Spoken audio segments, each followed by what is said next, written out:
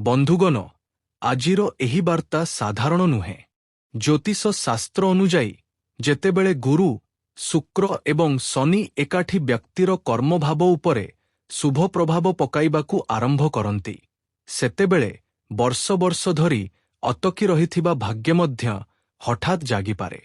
ଯଦି ବିଗତ କିଛି ସମୟ ଧରି ଆପଣଙ୍କ ଜୀବନରେ କେବଳ ସଂଘର୍ଷ ହିଁ ସଂଘର୍ଷ ଥିଲା, ତେବେ ଏବେ ସମୟ ବଦଳିବାର ସମ୍ଭାବନା ସୃଷ୍ଟି ହେଉଛି। ଆପଣଙ୍କ ଉନ୍ନତି ଦେଖି ଯେଉଁ ଲୋକମାନେ ଆପଣଙ୍କୁ ଦୁର୍ବଳ ବୋଲି ଭାବୁଥିଲେ, ସେହି ଲୋକମାନେ ହିଁ ଏବେ ଆଶ୍ଚର୍ଯ୍ୟ ହୋଇପାରନ୍ତି। ସେଥିପାଇଁ ଏହି ଭିଡିଓଟିକୁ ଶେଷ ପର୍ଯ୍ୟନ୍ତ ଅବଶ୍ୟ ଦେଖନ୍ତୁ, କାରଣ ଆଜି ମୁଁ ଆପଣଙ୍କୁ ସେହି 4ଟି ବଡ଼ ସଂକେତ ବିଷୟରେ କହିବି ଯାହା ଧନ, ସମ୍ମାନ ଏବଂ ସଫଳତା ଆଡ଼କୁ ଇଙ୍ଗିତ କରେ। ବନ୍ଧୁଗଣ, ଅତି ସାବଧାନ ରୁହନ୍ତୁ, କାରଣ ଆଜିର ପ୍ରହର ପରେ ଆପଣଙ୍କ ଜୀବନରେ ଏକ ଅନନ୍ୟ ଘଟଣା ଘଟିବାକୁ ଯାଉଛି। କିନ୍ତୁ ମନେ ରଖିବେ, ବାପା ବାପା ହୋଇଥାନ୍ତି, ପୁଅ ପୁଅ ହୋଇଥାନ୍ତି। ଏବେ ଆପଣଙ୍କ ଉନ୍ନତି ଦେଖି ଶତ୍ରୁମାନେ ଜଳି ପାଉଁଶ ହୋଇଯିବେ। ମିନିଟରେ ଆପଣଙ୍କ ଭାଗ୍ୟ ବଦଳିଯିବ। କେବଳ ଭିଡିଓଟିକୁ ଶେଷ ପର୍ଯ୍ୟନ୍ତ ଦେଖନ୍ତୁ। ଗ୍ରହ ଗୋଚରର ବହୁତ ବଡ଼ ସଂକେତ। ଯଦି ଆପଣ ଆଜିର ଏହି ଭିଡିଓଟିକୁ ମିସ୍ କରିଦିଅନ୍ତି, ତେବେ ବହୁତ ଅନୁତାପ କରିବେ, କାରଣ ସୁଖବର ଶୁଣି ଆଖିରୁ ପାଣି ବାହାରିଯିବ। ଏବେ ଆପଣମାନେ ରାଜା ହେବା ପାଇଁ ପ୍ରସ୍ତୁତ ହୋଇଯାଅ, କାରଣ ଏବେ ଆପଣଙ୍କ ସମୟ ଆସିଯାଇଛି। ପ୍ରଚୁର ପରିମାଣରେ ଧନ ପାଇବେ। ସେହିପରି ମିଠା ବାକ୍ସର ଅର୍ଡର ଦେଇଦିଅନ୍ତୁ। ସମସ୍ତଙ୍କ ମୁହଁ ମିଠା କରିବାକୁ ପଡ଼ିବ। ସମୟ ବହୁତ କମ, ବନ୍ଧୁଗଣ। ଏକ ଲକ୍ସୁରୀ ଘର, ଲକ୍ସୁରୀ ଗାଡ଼ି ଏବେ ଆପଣ ସହଜରେ କିଣିପାରିବେ। ଏତେ ଟଙ୍କା ଆପଣଙ୍କ ପାଖକୁ ଆସିବ। ସେହିପରି ମନେ ରଖିବେ, 4ଟି ବଡ଼ ଉପହାର ଆପଣ ପାଇବେ, ଯେଉଁଥିରେ ସୁନାରୂପା ମଧ୍ୟ ଅଛି। ହଁ ବନ୍ଧୁଗଣ, ସମସ୍ତଙ୍କ ଭାଗ୍ୟ ଏକାଭଳି ହୋଇନଥାଏ। କିଛି ଲୋକ ବର୍ଷ ବର୍ଷ ଧରି ସଂଘର୍ଷ କରନ୍ତି, କିନ୍ତୁ ଯେତେବେଳେ ସମୟ ଆସେ, ସେତେବେଳେ ସେହି ଲୋକମାନେ ଇତିହାସ ରଚିଥାନ୍ତି। ଆଗାମୀ ସମୟ ଆପଣଙ୍କ ପାଇଁ ଖୁସିରେ ଭର୍ତ୍ତି ରହିବ ଏବଂ ଏତେ ବଡ଼ ବଡ଼ ସୁଖବର ପାଇବେ, ଯାହା ବିଷୟରେ ଆପଣ କେବେ ବି ଭାବିନଥିବେ। ଯଦି ଆପଣ ଏହି ବାର୍ତ୍ତା ଶୁଣୁଛନ୍ତି, ତେବେ ଏହା ସମ୍ଭବ ଯେ ବ୍ରହ୍ମାଣ୍ଡ ଆପଣଙ୍କୁ ଏକ ସଂକେତ ଦେଉଛି। ବନ୍ଧୁଗଣ, ଜ୍ୟୋତିଷ ଶାସ୍ତ୍ର ଅନୁଯାୟୀ ଯେତେବେଳେ ଗୁରୁ ଗ୍ରହ ଶୁଭ ଦୃଷ୍ଟି ଦେବାକୁ ଲାଗନ୍ତି, ଶନି କର୍ମର ଫଳ ଫେରାଇବାକୁ ଲାଗେ ଏବଂ ରାହୁ ଭ୍ରମରୁ ବାହାରକୁ ଆସେ, ସେତେବେଳେ ବ୍ୟକ୍ତିର ଅଟକି ରହିଥିବା ପ୍ରଗତି ହଠାତ୍ ଜୋରଦାର ହୋଇଯାଏ ଏବଂ ଜୀବନରେ ବହୁତ ଅଧିକ ଖୁସି ମିଳିଥାଏ। ଏବେ ଘୋଡ଼ାଠାରୁ ମଧ୍ୟ ଦ୍ରୁତ ଗତିରେ ଆପଣଙ୍କ ଭାଗ୍ୟ ଦୌଡ଼ିବ ଏବଂ ଆପଣଙ୍କ ଶତ୍ରୁମାନଙ୍କୁ ଦେଖାଇବ ଯେ କିପରି ଶାନ୍ତ ବ୍ୟବହାର ରଖି, ଧୈର୍ଯ୍ୟ ରଖି ଜୀବନରେ ଆଗକୁ ବଢ଼ିପାରିବେ, କିପରି ଖୁସି ପ୍ରାପ୍ତ କରିପାରିବେ। ଦେଖନ୍ତୁ ବନ୍ଧୁଗଣ, ସମୟ ବହୁତ କମ। ମୁଁ ଆପଣଙ୍କୁ ଯାହା ବି କହିବି ଓ ସତ କଥା ହିଁ କହିବାର ପ୍ରୟାସ କରିବି। କିନ୍ତୁ କିଛି ବିଶେଷ ସାବଧାନତା ଆପଣଙ୍କୁ ଅବଲମ୍ବନ କରିବାକୁ ପଡ଼ିବ, କାରଣ ଆଜିର ଏହି ବାର୍ତ୍ତା କୌଣସି ଗୋଟିଏ ରାଶି ପର୍ଯ୍ୟନ୍ତ ସୀମିତ ନୁହେଁ କିମ୍ବା କୌଣସି ଜଣେ ବ୍ୟକ୍ତି ପାଇଁ ନୁହେଁ, ବରଂ ପ୍ରତ୍ୟେକ ସେହି ବ୍ୟକ୍ତି ପାଇଁ ଯେଉଁମାନେ ଭଲ କର୍ମ କରନ୍ତି ଏବଂ ଭଗବାନଙ୍କ ଉପରେ ଭରସା ରଖନ୍ତି ଏବଂ ଏହି ଆଶାରେ ଜୀବନ ବିତାଉଛନ୍ତି ଯେ ଆଗାମୀ ସମୟ ମୋ ପାଇଁ ମଧ୍ୟ ଭଲ ହେବ। ଏଭଳି ଲୋକଙ୍କ ପାଇଁ ବହୁତ ଅଧିକ ଚମତ୍କାର ସମୟର ନିର୍ମାଣ ହୋଇସାରିଛି। ଯଦି ଆପଣଙ୍କ ଜୀବନରେ ଦୀର୍ଘ ସମୟର ପରିଶ୍ରମ ପରେ ମଧ୍ୟ ଫଳ ମିଳୁନଥିଲା, ତେବେ ଆଗାମୀ ସମୟ ନୂତନ ସମ୍ଭାବନା ନେଇ ଆସିପାରେ, ଖୁସିରେ ଭରିଦେବ। ହଁ ବନ୍ଧୁଗଣ, ଜ୍ୟୋତିଷ ଶାସ୍ତ୍ରର ସମ୍ଭାବନା ଅନୁଯାୟୀ ଏବେ ଆପଣଙ୍କ ଜୀବନରେ ଅସମ୍ପୂର୍ଣ୍ଣ ସ୍ୱପ୍ନଗୁଡ଼ିକ ସତ ହେବାକୁ ଯାଉଛି। ଗ୍ରହର ବିଶେଷ ସଂକେତ ମିଳୁଛି। ବନ୍ଧୁଗଣ, ଜ୍ୟୋତିଷ ଦୃଷ୍ଟିରୁ ଏହି ସମୟରେ ଅନେକ ଲୋକଙ୍କ କୁଣ୍ଡଳୀରେ ଗୁରୁଙ୍କ ପ୍ରଭାବ ଜ୍ଞାନ, ସମ୍ମାନ ଏବଂ ଆର୍ଥିକ ଅବସର ବୃଦ୍ଧି କରୁଥିବା ବୋଲି ବିବେଚନା କରାଯାଏ। 9ଟି ଗ୍ରହ ମଧ୍ୟରୁ ଗୁରୁ ଗ୍ରହ, ଶୁକ୍ର ଗ୍ରହ ଏବଂ ଶନି ଗ୍ରହ ଆପଣଙ୍କ ଉପରେ ମେହେରବାନ ହୋଇଛନ୍ତି ଏବଂ ଆପଣଙ୍କ ପାଇଁ ଶୁଭ ଦିଗ ସ୍ଥିର କରୁଛନ୍ତି। ଶନି ଏହା ଦେଖୁଛନ୍ତି ଯେ ଆପଣ ଏହି କଠିନ ସମୟରେ ଧୈର୍ଯ୍ୟ ରଖିଛନ୍ତି କିମ୍ବା ନାହିଁ। ଯଦି ଆପଣ ନିଜର ସଚ୍ଚୋଟ ପ୍ରୟାସ କରିଛନ୍ତି, ପରିଶ୍ରମ କରିଛନ୍ତି, ତେବେ କ୍ରମଶଃ ପରିସ୍ଥିତି ଆପଣଙ୍କ ପକ୍ଷକୁ ଆସିବାକୁ ଲାଗିବ ଏବଂ ଏଭଳି ସ୍ୱପ୍ନଗୁଡ଼ିକ ମଧ୍ୟ ଆପଣଙ୍କର ସତ ହୋଇଯିବ ଯାହା ବିଷୟରେ ଆପଣ କେବଳ କଳ୍ପନା କରିଥିଲେ। କିନ୍ତୁ ଏଭଳି ହୋଇପାରେ, ଏହାର କୌଣସି ଗ୍ୟାରେଣ୍ଟି ନଥିଲା। କିନ୍ତୁ ମୁଁ ଆପଣଙ୍କୁ କହୁଛି ଯେ ହଁ, ଆପଣଙ୍କ ସ୍ୱପ୍ନ ସତ ହୋଇଯିବ। ରାହୁ ହଠାତ୍ ମିଳୁଥିବା ସୁଯୋଗର କାରକ ବୋଲି ବିବେଚନା କରାଯାଏ, ଯେତେବେଳେ କି ଶୁକ୍ର ହେଉଛି ସୁଖ ସୁବିଧା ଏବଂ ବୈଭବର ପ୍ରତୀକ। ଏହି ଗ୍ରହମାନଙ୍କର ଅନୁକୂଳ ପ୍ରଭାବ ଜୀବନକୁ ଏକ ନୂତନ ଦିଗ ଦେଇପାରେ ଏବଂ ଏହି ଗ୍ରହମାନଙ୍କ କାରଣରୁ ହିଁ ଆପଣ ଆପଣଙ୍କ ଜୀବନରେ ଦ୍ରୁତ ଗତିରେ ଆଗକୁ ବଢ଼ିବେ ଏବଂ ଆପଣଙ୍କ ଶତ୍ରୁମାନେ ଆପଣଙ୍କ ଉନ୍ନତି ଦେଖି ଜଳି ଉଠିବେ। ଏପରି କହିବାକୁ ଗଲେ ଜଳି ଜଳି ଭସ୍ମ ହୋଇଯିବେ। କିନ୍ତୁ ଆପଣଙ୍କୁ ଆଗକୁ ବଢ଼ି ଚାଲିବାକୁ ପଡ଼ିବ, କାରଣ ଏହି ସମୟରେ ଆପଣଙ୍କ ଉପରେ ଦିବ୍ୟ ଦେବତାମାନଙ୍କ ଆଶୀର୍ବାଦ ରହିଛି ଏବଂ ଏବେ ଆପଣ ରାଜା ହେବାକୁ ଯାଉଛନ୍ତି। ସେଥିପାଇଁ ସମସ୍ତଙ୍କ ମୁହଁ ମିଠା କରିବାକୁ ପଡ଼ିବ। ଅନୁକୂଳ ଗ୍ରହର ପ୍ରଭାବ ଯାହା ଆପଣଙ୍କ ଉପରେ ପଡ଼ୁଥିବାର ଦୃଶ୍ୟମାନ ହେଉଛି, ଏହା ବ୍ରହ୍ମାଣ୍ଡୀୟ ଶକ୍ତିର ସମ୍ପୂର୍ଣ୍ଣ ସମର୍ଥନ ଅଟେ ଆପଣଙ୍କ ପ୍ରତି। ହଁ ବନ୍ଧୁଗଣ, ଏବଂ ଆମେ ଆପଣଙ୍କୁ କିଛି ସଂକେତ କହିବୁ। ଯଦି ଆପଣ ସେହି ସଂକେତକୁ ବୁଝିଯାଆନ୍ତି, ତେବେ ବୁଝିନିଅନ୍ତୁ ଯେ ଆଗାମୀ ସମୟ ଆପଣଙ୍କ ଜୀବନ ପାଇଁ ସବୁଠାରୁ ଲାଭଦାୟକ ସମୟ ହୋଇପାରେ। ବନ୍ଧୁଗଣ, ଧନ ଆସିବାର ନୂତନ ନୂତନ ରାସ୍ତା ଆପଣଙ୍କୁ ସ୍ପଷ୍ଟ ଭାବରେ ନଜର ଆସିବାକୁ ଲାଗିବ। ଏହା ସମ୍ଭବ ଯେ ଆଗାମୀ ସମୟରେ ଆପଣଙ୍କୁ ଆୟର ନୂତନ ଉତ୍ସ ବହୁତ ଶୀଘ୍ର ମିଳିବ। ସେହିପରି ଯେଉଁ ଟଙ୍କା କେଉଁଠାରେ ଅଟକି ଯାଇଥିଲା, ସେହି ଟଙ୍କା ମଧ୍ୟ ଆପଣ ପାଇପାରିବେ। ଏବଂ ହଁ, ନୂତନ ଚାକିରି କିମ୍ବା ବ୍ୟବସାୟ ବାଣିଜ୍ୟ କିମ୍ବା କୌଣସି ପୁରୁଣା କାର୍ଯ୍ୟରୁ ଲାଭ ମିଳିବାର ମଧ୍ୟ ସମ୍ଭାବନା ସୃଷ୍ଟି ହେବ। ବନ୍ଧୁଗଣ, କିମ୍ବା ଏଭଳି କୌଣସି ସୁଯୋଗ ଆପଣଙ୍କୁ ମିଳିବ ଯାହାର ଆପଣ ଦୀର୍ଘ ସମୟ ଧରି ଆଶା କରିଥିଲେ। ମନେ ରଖିବେ, ଧନ କେବଳ ଭାଗ୍ୟରୁ ନୁହେଁ, ବରଂ ସଠିକ୍ ସମୟରେ ସଠିକ୍ ନିଷ୍ପତ୍ତି ନେବା ଦ୍ୱାରା ମଧ୍ୟ ଆସିଥାଏ। ଯଦି ଆପଣଙ୍କ ଚିନ୍ତାଧାରା ମଜବୁତ ରଖନ୍ତି ଏବଂ ଏକ ଦୃଢ଼ ବ୍ୟକ୍ତିତ୍ୱର ଅଧିକାରୀ ହୁଅନ୍ତି, ତେବେ ଆପଣଙ୍କ ଜୀବନରେ କେବେ ବି ସମସ୍ୟା ଆସିବ ନାହିଁ। ସର୍ବଦା ଆପଣଙ୍କ ସହିତ ଭଗବାନଙ୍କ ଆଶୀର୍ବାଦ ରହିବ, ମାତାପିତାଙ୍କ କୃପା ଆପଣଙ୍କ ଉପରେ ରହିବ ଏବଂ ଆପଣ ଆପଣଙ୍କ ଜୀବନରେ ଦିନକୁ 2 ଗୁଣା ରାତିକୁ 4 ଗୁଣା ଉନ୍ନତି କରିବେ। ବନ୍ଧୁଗଣ, ମୁଁ ଜାଣିଛି ଏହି ସମୟରେ ଆପଣଙ୍କୁ ସଂଘର୍ଷର ସମ୍ମୁଖୀନ ହେବାକୁ ପଡ଼ୁଛି। ଟଙ୍କା ପଇସାର ଚିନ୍ତା ହେଉଛି, ବହୁତ ବଡ଼ ବଡ଼ ସ୍ୱପ୍ନ ଅଛି, ସେହି ସ୍ୱପ୍ନଗୁଡ଼ିକ ଯାହା ଆପଣଙ୍କର ଅସମ୍ପୂର୍ଣ୍ଣ ଅଛି। କିନ୍ତୁ ସେମାନେ କୁହନ୍ତି ନା, ଯେ ପର୍ଯ୍ୟନ୍ତ କୌଣସି ବ୍ୟକ୍ତିର ଜୀବନରେ ଭଲ ସମୟ ଆସେ ନାହିଁ, ସେ ପର୍ଯ୍ୟନ୍ତ ବ୍ୟକ୍ତିକୁ ଟିକିଏ କଷ୍ଟ ଭୋଗିବାକୁ ପଡ଼ିଥାଏ। କିନ୍ତୁ ଭଲ ସମୟ ଆସିବା ପରେ ବ୍ୟକ୍ତି ଖୁସିରେ ନାଚିବାକୁ ଆରମ୍ଭ କରିଦିଏ ଏବଂ ଏବେ ଆପଣଙ୍କ ଜୀବନରେ ଖୁସିଭରା ସମୟର ନିର୍ମାଣ ହୋଇସାରିଛି। ଧନ ଆପଣଙ୍କ ପାଖକୁ ଆସିବାକୁ ଯାଉଛି, ଟଙ୍କା ଆପଣଙ୍କୁ ମିଳିବାକୁ ଯାଉଛି, ମୋଟା ମୋଟା ବଣ୍ଡଲ ହାତରେ ଲାଗିବ, ଟଙ୍କାରେ ଆପଣଙ୍କ ଘର ଭରିଯିବ। ଏହା ମାତା ମହାଲକ୍ଷ୍ମୀ ଏବଂ ମହାଦେବଙ୍କ ସଂକେତ ଅଟେ। ବନ୍ଧୁଗଣ, ବ୍ରହ୍ମାଣ୍ଡର ଶକ୍ତିଗୁଡ଼ିକ ଯେକୌଣସି ମୁହୂର୍ତ୍ତରେ ଆପଣଙ୍କୁ ମାଲାମାଲ ବନାଇଦେବେ। ଆପଣଙ୍କୁ କେବଳ ପ୍ରସ୍ତୁତ ରହିବାକୁ ପଡ଼ିବ।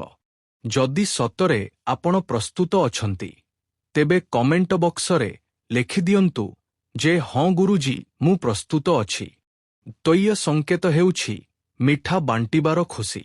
ଆମେ ଆପଣଙ୍କୁ ବାରମ୍ବାର ଏହା କାହିଁକି କହୁଛୁ? ଏହାର ପଛରେ ମଧ୍ୟ ବହୁତ ବଡ଼ କାରଣ ରହିଛି, ଯାହା ବର୍ତ୍ତମାନ ମୁଁ ଆପଣଙ୍କୁ କହିବାକୁ ଯାଉଛି। ଆପଣଙ୍କୁ ଟିକିଏ କଳ୍ପନା କରିବାକୁ ପଡ଼ିବ। ଦିନେ ଆପଣଙ୍କ ପାଖକୁ ଘର, ଗାଡ଼ି, ଟଙ୍କା, କୌଣସି ବଡ଼ ସୁଖବର ଆସିଯାଉ, ଆପଣଙ୍କୁ ମିଳିଯାଉ, ପରିବାରର ଚେହେରାରେ ସବୁଠାରୁ ପ୍ରଥମେ ମୁସ୍କାନ ଆସିବ। ଆପଣଙ୍କ ଚେହେରାରେ ମଧ୍ୟ ଖୁସିର ମୁସ୍କାନ ରହିବ। ଭିତରେ ଭିତରେ ଆପଣ ପ୍ରଫୁଲ୍ଲିତ ରହିବେ।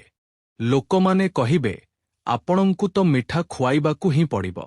ଏହି କଥାଟି ସମ୍ପୂର୍ଣ୍ଣ ସତ୍ୟ ଅଟେ। ଏହି ଖୁସି ପରୀକ୍ଷାରେ ସଫଳତାର ହୋଇପାରେ, ନୂତନ ଚାକିରିର ହୋଇପାରେ, ବ୍ୟାପାରରେ ଲାଭର ହୋଇପାରେ କିମ୍ବା ପରିବାରରେ କୌଣସି ଶୁଭ କାର୍ଯ୍ୟର ହୋଇପାରେ।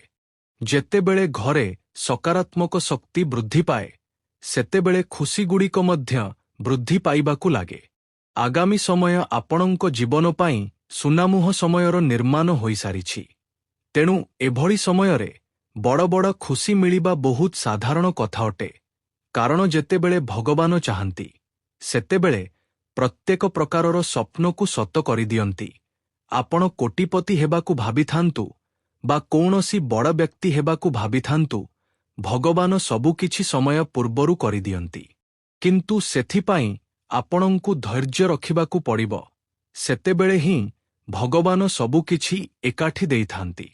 ବନ୍ଧୁଗଣ, ଏହି ଯେଉଁ ଖୁସି, ଏହା ପରୀକ୍ଷାରେ ସଫଳତାର ହୋଇପାରେ, ନୂତନ ଚାକିରିର ହୋଇପାରେ, ବ୍ୟାପାରରେ ଲାଭର ହୋଇପାରେ କିମ୍ବା ପରିବାରରେ କୌଣସି ଶୁଭ କାର୍ଯ୍ୟର ହୋଇପାରେ। ଯେତେବେଳେ ଘରେ ସକାରାତ୍ମକ ଶକ୍ତି ବୃଦ୍ଧି ପାଏ, ସେତେବେଳେ ଖୁସିଗୁଡ଼ିକ ଆପେ ଆପେ ଆଗକୁ ବଢ଼ିବାକୁ ଲାଗେ। ଆଗାମୀ ସମୟ ଆପଣଙ୍କ ପାଇଁ କୌଣସି ସାଧାରଣ ସମୟ ହୋଇ ରହିବ ନାହିଁ। ବହୁତ ବଡ଼ ଏବଂ ଲାଭଦାୟକ ସମୟ ରହିବ। ଦୁଇଟି ସଂକେତ ଆମେ ଆପଣଙ୍କୁ କହିସାରିଛୁ ଏବଂ ବାକି ଆଉ ଦୁଇଟି ସଂକେତ କହିବୁ, ଯାହା ତୃତୀୟ ଏବଂ ଚତୁର୍ଥ ସଂକେତ ଅଟେ। ଏହା ଆପଣଙ୍କ ପାଇଁ ସବୁଠାରୁ ଅଧିକ ବିଶେଷ ଅଟେ।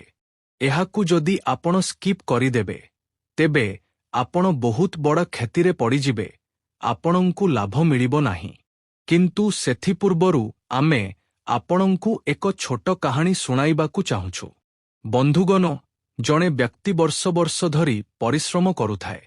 ଗୋଟିଏ ବର୍ଷ ନୁହେଁ, କ୍ରମାଗତ 10 ବର୍ଷ ଧରି ଲୋକମାନେ ତାଙ୍କର ବହୁତ ମଜାକ ଉଡ଼ାଉଥିଲେ। କହୁଥିଲେ, ତୁମ ଦ୍ୱାରା କିଛି ହେବ ନାହିଁ, ତୁମ ବଶର କଥା ନୁହେଁ, କେବଳ ସମୟ ନଷ୍ଟ କରୁଛ। କିନ୍ତୁ ସେ ନିଜର କର୍ମ ଛାଡ଼ିଲେ ନାହିଁ, କାମ କରିବା ବନ୍ଦ କଲେ ନାହିଁ। ଧୀରେ ଧୀରେ ସମୟ ବଦଳିବାକୁ ଲାଗିଲା। ଥରେ ତାଙ୍କୁ ଏକ ଭଲ ସୁଯୋଗ ମିଳିଲା। ସେ ସମ୍ପୂର୍ଣ୍ଣ ନିଷ୍ଠାର ସହିତ କାମ କଲେ ଏବଂ ଏଥର ସେ ବହୁତ ବଡ଼ ସଫଳତା ପ୍ରାପ୍ତ କଲେ। ତାଙ୍କ ପାଖରେ କୌଣସି ଜିନିଷର କୌଣସି ଅଭାବ ରହିଲା ନାହିଁ।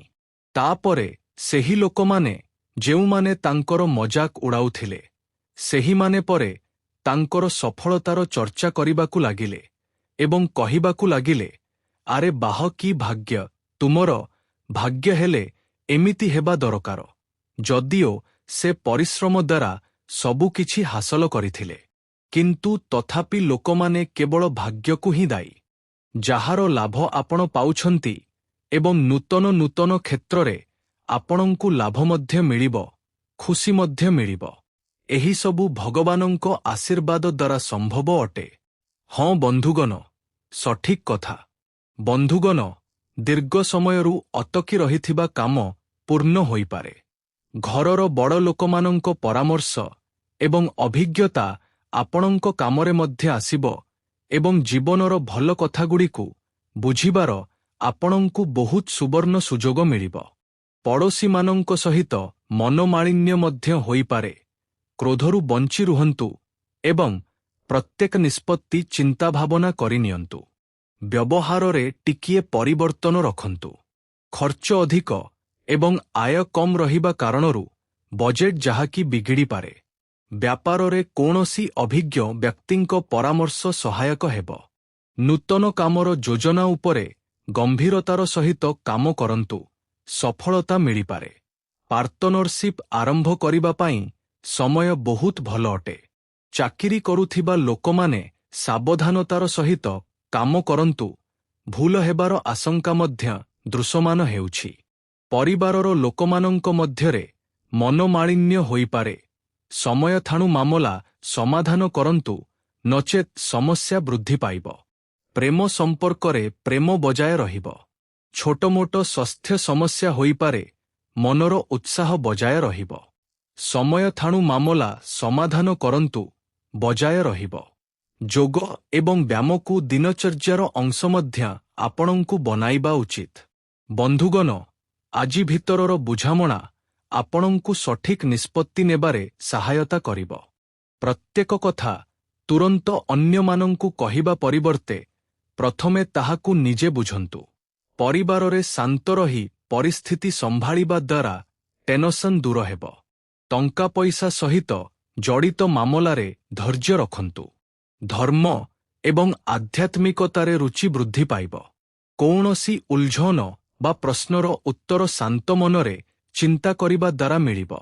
ବନ୍ଧୁଗଣ, ଆପଣ ପାର୍ଟନରଙ୍କ ପଛରେ ଚାଲିଥିବା କାର୍ଯ୍ୟକଳାପଗୁଡ଼ିକୁ ବୁଝିପାରିବେ। ଆଇନ ସହିତ ଜଡ଼ିତ ଲୋକମାନଙ୍କୁ ପୁରୁଣା ଦସ୍ତାବିଜରେ ଗୁରୁତ୍ୱପୂର୍ଣ୍ଣ ତଥ୍ୟ ମିଳିପାରେ ଏବଂ ପାର୍ଟନରଙ୍କ ଅଣକହିବା କଥା ବୁଝିବାର ଚେଷ୍ଟା କରିବା ଉଚିତ। ପୁରୁଣା ସମ୍ପର୍କକୁ ନେଇ ଚାଲିଥିବା ଶଙ୍କା ଧୀରେ ଧୀରେ ସମାପ୍ତ ହେବ। ବନ୍ଧୁତାରେ ଭରସାର ପରୀକ୍ଷା ମଧ୍ୟ ହୋଇପାରେ। ଧୈର୍ଯ୍ୟ ଏବଂ ବୁଝାମଣା ଦ୍ୱାରା ସମ୍ପର୍କ ମଜବୁତ ହେବ। ବନ୍ଧୁଗଣ, ସ୍କ୍ରିନ୍ରୁ ନିୟମିତ ବ୍ରେକ୍ ନିଅନ୍ତୁ ଏବଂ ଆଖିକୁ ଆରାମ ଦିଅନ୍ତୁ। କୁହୁମିଆ ପାଣି ଏବଂ ହାଲକା ଭୋଜନରେ ଗଭୀର ଶ୍ୱାସ ନେବାରେ ଏବଂ ଧ୍ୟାନ କରିବାରେ ମନ ଯାହାକି ଅଧିକ ଶାନ୍ତ ରହିବ। ସମୟ ସମୟରେ ଦେବୀ ଦେବତାମାନଙ୍କ ନାମ ଜପ କରନ୍ତୁ ଏବଂ ନିଜର ସମସ୍ୟାଗୁଡ଼ିକୁ ଭଗବାନଙ୍କୁ କହନ୍ତୁ। ନିଶ୍ଚିତ ଭାବରେ କୌଣସି ନା କୌଣସି ରାସ୍ତା ଭଗବାନ ଆପଣଙ୍କୁ ଦେଖାଇବେ। ସେହିପରି ଏହି କଥାଗୁଡ଼ିକୁ ମଧ୍ୟ ଧ୍ୟାନ ରଖିବେ ଯେ ଆଜି ଆପଣ ନିଜକୁ ଶାନ୍ତିରେ ଏବଂ ଜୀବନର ଆନନ୍ଦ ଉପଭୋଗ କରିବାର ସଠିକ୍ ମନୋତ୍ସାରେ ପାଇବେ। ହଁ, ବାଜି ମାରିବାରୁ ଲାଭ ମିଳିପାରେ। ଯାହାଙ୍କୁ ଆପଣ ଚାହାନ୍ତି ସେମାନଙ୍କ ସହିତ ଉପହାର ଆଦାନ ପ୍ରଦାନ କରିବା ପାଇଁ ଦିନଟି ପ୍ରକୃତରେ ଭଲ ଅଟେ। ଯଦି ଆପଣ ଆପଣଙ୍କ ପ୍ରେମିକଙ୍କ ସହିତ କେଉଁଠାକୁ ବୁଲିବାକୁ ଯାଉଛନ୍ତି, ତେବେ ପୋଷାକ ଚିନ୍ତାଭାବନା କରି ପିନ୍ଧନ୍ତୁ। ଯଦି ଆପଣ ଏହା କରନ୍ତି ନାହିଁ, ତେବେ ଆପଣଙ୍କ ପ୍ରେମିକ ଆପଣଙ୍କ ଉପରେ ନାରାଜ ହୋଇପାରନ୍ତି। ଆପଣଙ୍କୁ ଆପଣଙ୍କ କାମରେ ଏକ ବହୁତ ବଡ଼ ନିଷ୍ପତ୍ତି ନେବାକୁ ପଡ଼ିପାରେ। ସମୟରେ ଦ୍ରୁତ ପଦକ୍ଷେପ ନେବା ଆପଣଙ୍କୁ ଅନ୍ୟମାନଙ୍କଠାରୁ ଆଗକୁ ନେଇଯିବ। ବନ୍ଧୁଗଣ, ଆପଣ ଆପଣଙ୍କ ସହକର୍ମୀମାନଙ୍କ ମଧ୍ୟରୁ କୌଣସି ଉପଯୋଗୀ ପରାମର୍ଶ ମଧ୍ୟ ପାଇପାରିବେ। ଯଦି ଆପଣ ଦୀର୍ଘ ସମୟରୁ ଆପଣଙ୍କ ଜୀବନରେ କୌଣସି ରୋମାଞ୍ଚକର ଜିନିଷ ଘଟିବାର ଅପେକ୍ଷା କରୁଛନ୍ତି, ତେବେ ନିଶ୍ଚିତ ଭାବରେ ଆପଣ ତାର ଭଲ ସଂକେତ ଦେଖିବାକୁ ପାଇବେ। ଜିନିଷଗୁଡ଼ିକ ଆପଣଙ୍କ ଇଚ୍ଛା ଅନୁସାରେ ଚାଲିବ ନାହିଁ, କିନ୍ତୁ ଆପଣ ସଂକେତ ଦେଖିବାକୁ ପାଇବେ। ସାଥୀଙ୍କ ସହିତ ଆପଣ ଏକ ଭଲ ସମୟ ଅତିବାହିତ କରିବେ। ଧଳା ମାର୍ବଲରୁ ତିଆରି କୌଣସି ବସ୍ତୁ ନିଜର ପ୍ରେମିକ ପ୍ରେମିକାକୁ ଉପହାର ଦେବା ଦ୍ୱାରା ଲଭ୍ ଲାଇଫ୍ ଉନ୍ନତ ହେବ। ବନ୍ଧୁଗଣ, ଆଜି ପାଇଁ ଏତିକି। ମନରେ କୌଣସି ପ୍ରକାରର ପ୍ରଶ୍ନ ଥିଲେ କମେଣ୍ଟ କରନ୍ତୁ, ନିଜର ମତାମତ ଦିଅନ୍ତୁ। ଆସନ୍ତୁ ପରବର୍ତ୍ତୀ ଭିଡିଓରେ ପୁଣି ଭେଟିବା।